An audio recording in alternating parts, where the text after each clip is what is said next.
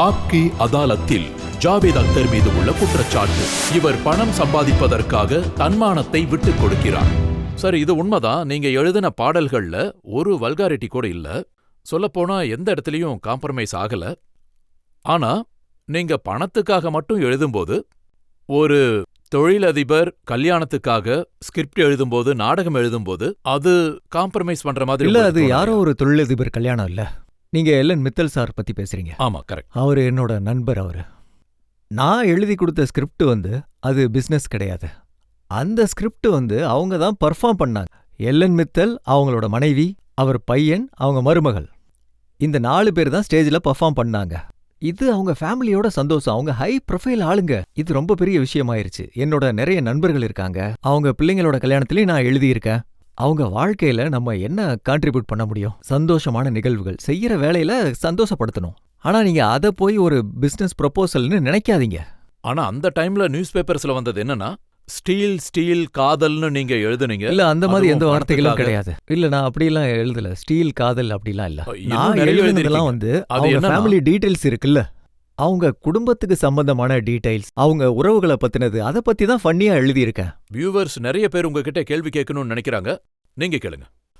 படங்கள்ல நாளுக்கு நாள் டயலாக்ஸோட தரங்கள் குறையறத பார்த்தா திரும்பவும் உங்களோட பேனாவை எடுத்து நீங்க டயலாக்ஸ் எழுதணும்னு உங்களுக்கு தோணலையா சார்? அதாவது ஒரு நல்ல டயலாக்ஸ் இருக்கிற படம் நீங்க உங்களோட சார்பா ஆரம்பிச்சு வைக்கிற மாதிரி ஒரு புதிய தலைமுறைக்கு வழிகாட்டணும்னு உங்களுக்கு தோணலையா?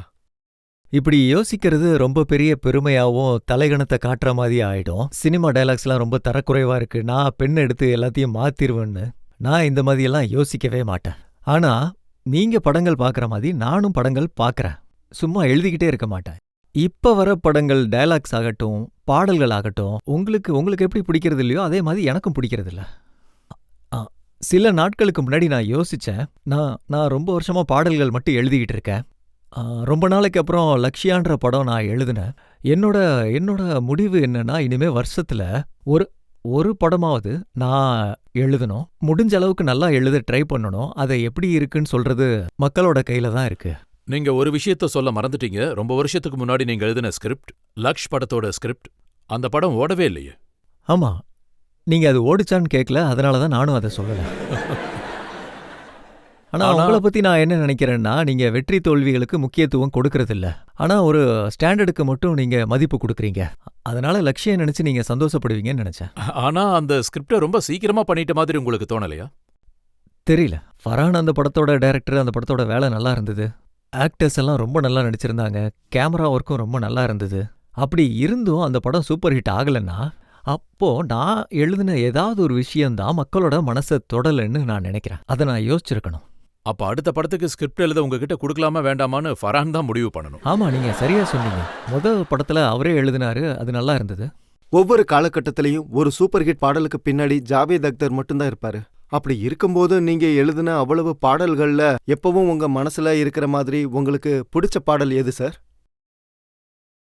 நான் உங்களுக்கு ஒரு உண்மையை சொல்றேன். நான் எழுதின பாடல்கள்ல எதுவுமே என்னோட ஃபேவரட் இல்ல. என்ன நடக்கும்னா, நான் ஒரு பாட்டு எழுதிட்டு இருப்பேன், அதுலயே நான் ஃபுல்லா மூழ்கி இருப்பேன். இது சரியா வந்திருக்குன்னு தோணும். அந்த நேரத்துல அதை நல்லா யோசிப்பேன். ரெக்கார்டிங் நடக்கும்போது ரொம்ப த்ரில்லிங்கா இருக்கும், ரொம்ப நல்லா வந்திருக்குன்னு தோணும். அப்புறம் இன்னொரு பாட்டுல இன்வால்வ் ஆயிருவேன். அப்புறம் அது ரொம்ப இம்பார்ட்டண்டா மாறிடும். அப்படின்னா நீங்க ரீசெண்டா எழுதின பாட்டை பத்தி சொல்லுங்க. இப்ப சமீபத்துல நான் போன வாரம் சுனாமியை பத்தி ஒரு பாடல் எழுதினேன். அந்த பாட்டு என் மனசை ரொம்ப தொட்டுருச்சு. जिंदगी पुकारती है, आओ हम तुम भी मिलके पुकारें. जिंदगी कब हारती है, आओ हम तुम भी दुख से न हारें. जख्म धरती के तन पर है कारी, कितने दिल हैं जो हमसे हैं भारी. दर्द की लहर है, जहर ही जहर है, आओ ये जहर मिलके उतारें. जिंदगी पुकारती है.